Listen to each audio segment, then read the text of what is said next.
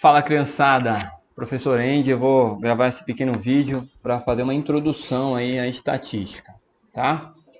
E nessa pesquisa, nesse estudo de estatística, a gente sempre vai focar nesses 4 passos para fazer uma pesquisa estatística, que é ter um problema de pesquisa, a pergunta a qual eu quero responder, o levantamento de dados para responder essa pergunta.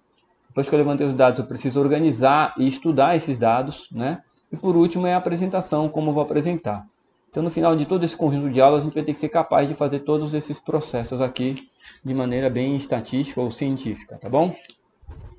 O primeiro passo é entender o conceito de população na estatística. E população é o universo estatístico, são todas as pessoas ou tudo que está envolvido na minha pesquisa. Numa pesquisa eleitoral numa determinada cidade, por exemplo, todos os eleitores da cidade formam a minha população, tá? E aí, como nem sempre é possível pesquisar ou perguntar para toda a população, né, em quem eles vão votar, eu uso o recurso da amostragem. Ou seja, eu pego uma amostra, um pequeno grupo dessa população. E isso vai me dar uma boa estimativa das intenções de voto, que é o que os estatutos de estatística aí fazem para divulgar, para calcular as intenções de voto de uma eleição de qualquer cidade, tá? Coloquei aqui um exemplo da última pesquisa do Ibope, da Prefeitura de São Paulo, para a gente ver que foi realizado 3 pesquisas, né? E claro que eles não perguntaram para toda a população de São Paulo, para todos os eleitores, perguntaram para uma pequena amostra aqui, e essa pesquisa foi feita está sendo mostrado o gráfico aqui em porcentagem para a gente, ó. No eixo X eu tenho as datas da pesquisa, né? 3, 7, 11, 15 de outubro, e aqui no eixo Y, na vertical, a porcentagem. O Celso Russomano começou com 26 e terminou com 25% das intenções de votos. O Bruno Covas, 21, subiu para 22. O Bolo subiu de 8 para 10. E o Márcio França manteve os 7% aqui. Certo? Só para a gente ter uma ideia que no final a gente vai aprender um pouquinho sobre essas informações. Continuando, cada elemento de uma pesquisa é um indivíduo ou um objeto. Tá? Cada elemento que tu vai levar em consideração na pesquisa vai ser sempre um indivíduo. Nesse caso, indivíduos são as pessoas, né, em geral, pessoas, animais, etc. E os objetos, quando estou me referindo a coisas, como por exemplo as lâmpadas, estou contando os carros, os celulares, né, são os objetos, não importa, os dois juntos formam os elementos da minha pesquisa. Tá? Com relação à variável, isso aqui passa a ser muito importante para a gente. Existem 2 tipos de variável. A primeira é a qualitativa, e qualitativa está ligada à qualidade. Tá? Então, qualidade quer dizer, pode ser o sexo, a cor, o grau de escolaridade ou qualquer outra coisa semelhante a essa. E na variável qualitativa, ela pode ser de 2 formas, né? Dividindo em 2 subgrupos. O nominal, quando não existe ordem, não dá para organizar de forma ordem, porque não tem uma vantagem um para outro, como por exemplo o sexo, né? Ele é uma variável qualitativa nominal, só tem um nome, não dá para colocar em ordem masculino ou feminino quem virá primeiro. E a variável ordinal é quando possui ordem. Por exemplo, o grau de escolaridade eu consigo ordenar isso, né? Em primeiro, segundo, terceiro grau e assim por diante. Tá? Essa é a diferença aí. Nosso livro didático, a partir da página 32, está bem melhor explicado, está bem detalhado esse tema. Aí, na descrição dessa aula eu vou deixar também 2 videoaulas de sugestão para você melhorar os seus estudos quanto a isso. A variável quantitativa, também relacionada à quantidade, também se divide em 2 subgrupos. A discreta, que usa na contagem apenas números inteiros, e a contínua, que normalmente está relacionada a medidas, usa números reais ou números racionais. Eu costumo dizer que são números com vírgula, né? Por exemplo, a altura das pessoas, né? Quando eu for na pesquisa referente à altura das pessoas, 1,70 m, 1,60 m, como são números com vírgulas, a gente fala que é uma variável quantitativa contínua.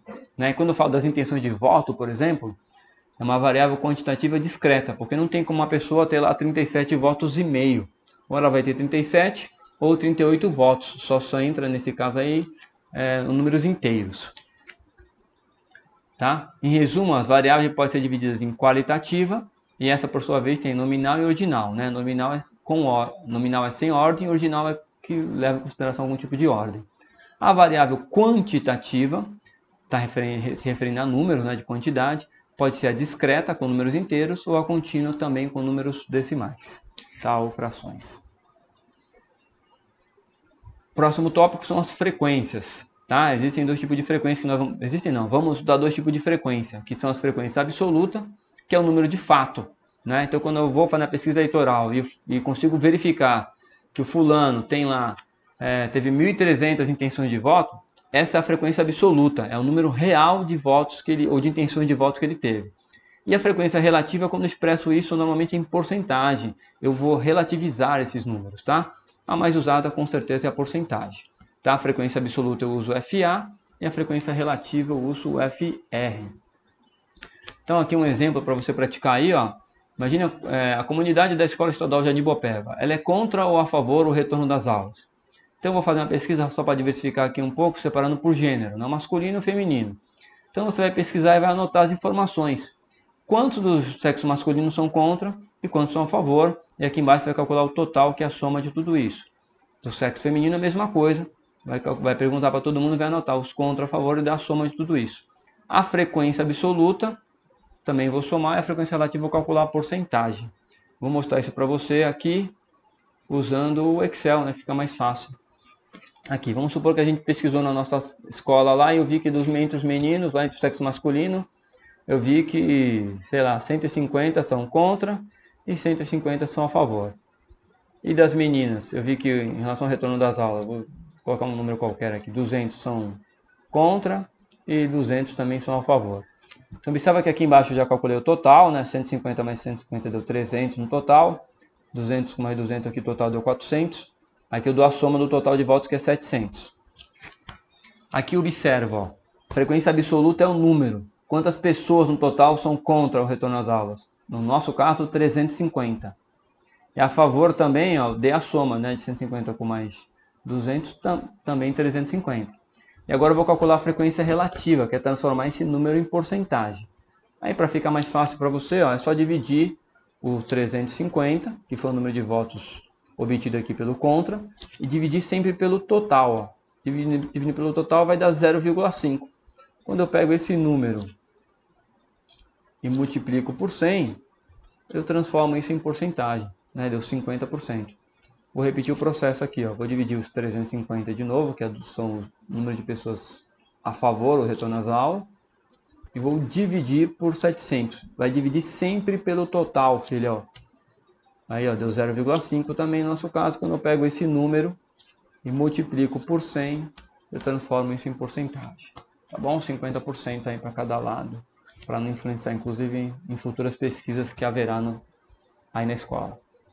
Bom, aqui do lado eu já fiz um gráfico de barra para expressar isso, né?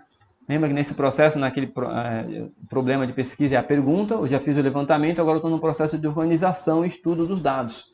Mais para frente a gente vai estudar as medidas de tendência central, desvio padrão, variância, etc. Mas são cenas dos próximos capítulos. Nesse momento a gente vai só apresentar os dados usando um gráfico de barras. Ó.